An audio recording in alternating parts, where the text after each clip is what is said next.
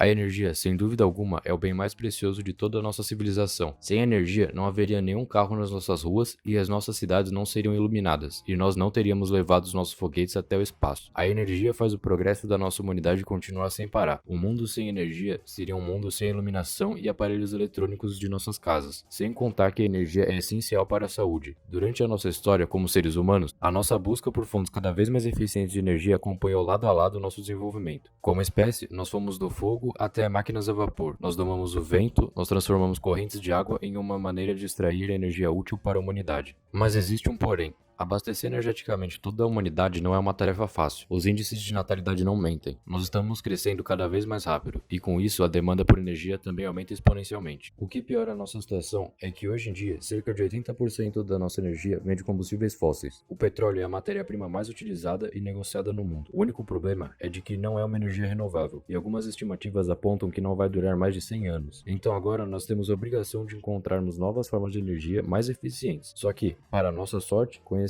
uma forma de gerar energia extremamente eficiente, que é a energia nuclear. A energia nuclear é um tipo de energia feita em usinas e consiste em produzir energia elétrica a partir de materiais radioativos contidos dentro dos átomos. Quando a energia do átomo é liberada, rapidamente é transformada em luz, e se for liberada lentamente, a energia obtida em forma de calor que é usada nas usinas nucleares. Esse tipo de energia é uma grande alternativa às limitações de fontes naturais, como rios, carvão, gás e petróleo, que não são renováveis. Existem também as turbinas geotérmicas, onde consiste na energia retirada de campos termais das profundezas da Terra. Porém, no vídeo de hoje, nós iremos focar nas usinas nucleares. As usinas nucleares, hoje historicamente, estão em sua maioria presentes em países mais desenvolvidos. Uma usina como essas tem a capacidade de produzir grandes quantidades de energia, ocupando uma pequena área, enquanto uma usina hidrelétrica, para produzir a mesma quantidade de energia, demora mais tempo e ocupa mais espaço. Sem contar que a água está cada vez mais escassa na nossa sociedade. Entre os países que se destacam no contexto atual de geração de energia nuclear estão os Estados Unidos, França, a Alemanha, a Rússia e a Coreia do Norte. Porém, o Brasil está cada vez mais preocupado na preparação de aumentar sua capacidade de fornecimento com a construção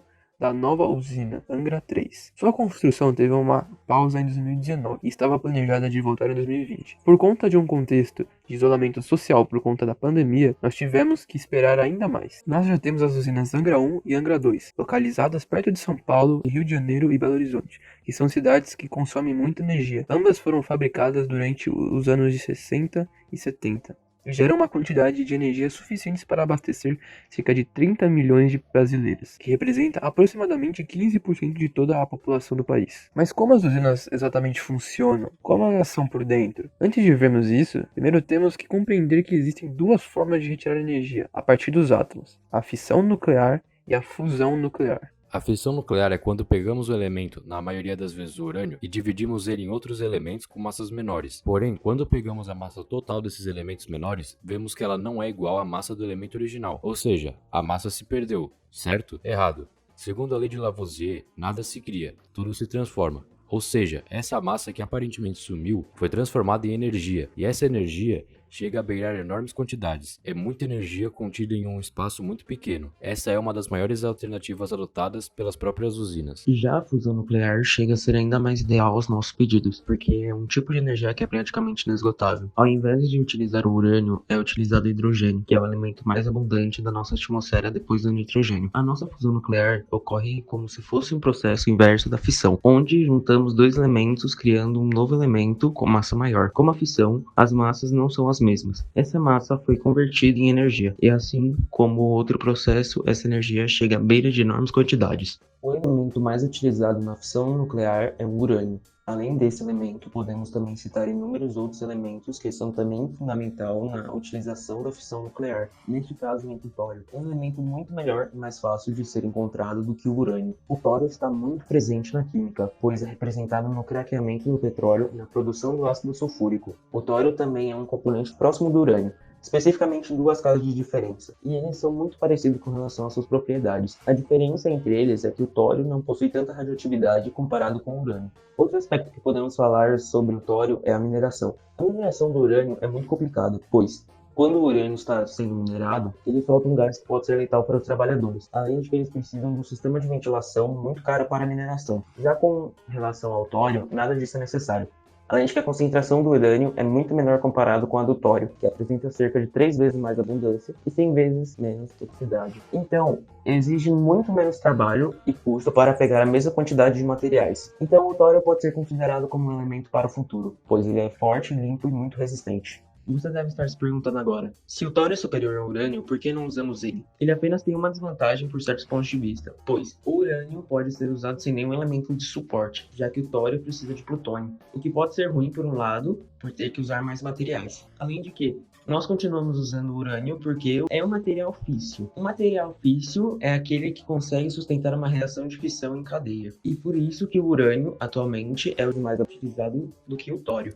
Bom, agora falando do funcionamento da usina nuclear, podemos dizer que é um processo que exige uma segurança máxima. No centro da usina fica o reator, onde acontece a geração de energia por meio da fissão dos átomos de urânio, que aquece a água que passa pelo reator. O gerador de vapor faz uma troca de calor entre a água de ambos os circuitos. O vapor liberado movimenta a turbina, que aciona o gerador elétrico. Depois, o vapor passa por um condensador, onde é resfriado pela água do mar, o que acaba economizando a água. Mas e quanto à fusão nuclear? Ela não é utilizada nas usinas? A resposta é não, pois a fusão é um caso à parte, pois é muito difícil de ser manuseada. Nós, infelizmente, ainda não temos a capacidade de controlar esse tipo de geração de energia com as tecnologias atuais. É muito mais fácil dividir um átomo do que fundir dois. Além disso, existe uma barreira hipotética dos átomos que se chama barreira de Coulomb, o que impede os átomos de se fundir. E para que isso fosse possível, teríamos que aumentar a temperatura e a pressão a níveis astronômicos, algo que a nossa tecnologia ainda não foi capaz de desenvolver ainda. Porém, existem inúmeros estudos sobre como a fusão nuclear seria possível. Entre eles, está o tokamak, onde após chegar à temperatura necessária, nós criássemos uma espécie de caixa invisível, onde as paredes dessa caixa seriam campos magnéticos, algo que resolveria o nosso maior problema. Diferente da fissão nuclear, que possui reatores que podem durar inúmeros anos,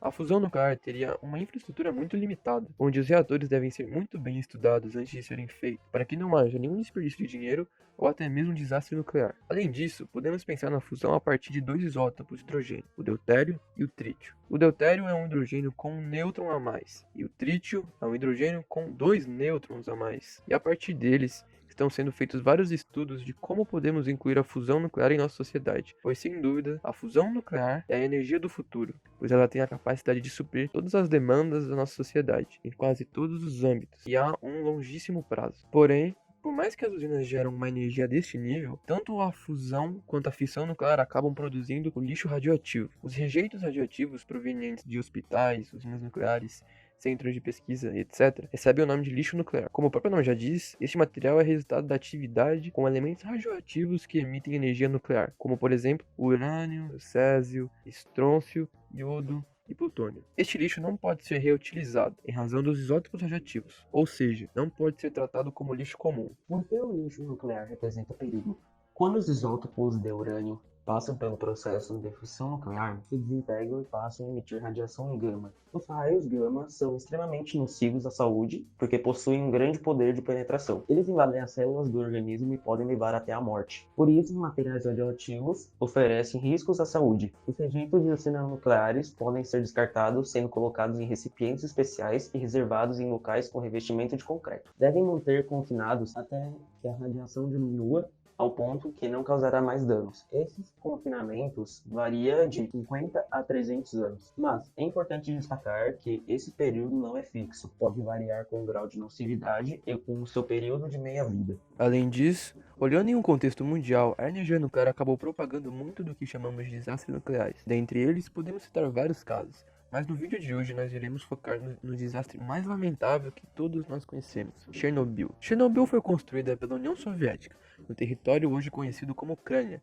em meados do final do século XX, durante o período da Guerra Fria, vindo para revolucionar o modo de produção de energia por meio da fissão do elemento de urânio, que já naturalmente é um elemento muito instável. Essa usina possuía 4 reatores, que após uma falha humana em um deles, causou uma elevação na temperatura do reator, projetado para funcionar no máximo 3.200 megawatts, sendo que o reator excedeu, chegando a 33.000 megawatts, 10 vezes mais. A pressão dentro do núcleo do reator ficou insustentável, desencadeando uma explosão que acabou destruindo a tampa que pesava 1.000 toneladas, no qual era utilizada para proteger a atmosfera da radiação. E em questão de segundos, Quando o oxigênio entrou em contato com o núcleo do reator, teve uma segunda explosão, destruindo o teto da usina e lançando na superfície 400 vezes mais radiação do que a bomba de Hiroshima, e consequentemente trazendo vários problemas à saúde da população de Pripyat. E só começou a evacuação 36 horas depois do acidente. Mas, com as correntes de ar, a radiação foi encontrada até em países mais distantes, como Estados Unidos, Inglaterra e Canadá. Mesmo depois de 34 anos, a radiação de Chernobyl continua inativa, por conta da reação em cadeia, que, ao ser iniciada, não pode ser parada em momento algum. Mas essa radiação está contida por um sarcófago de chumbo.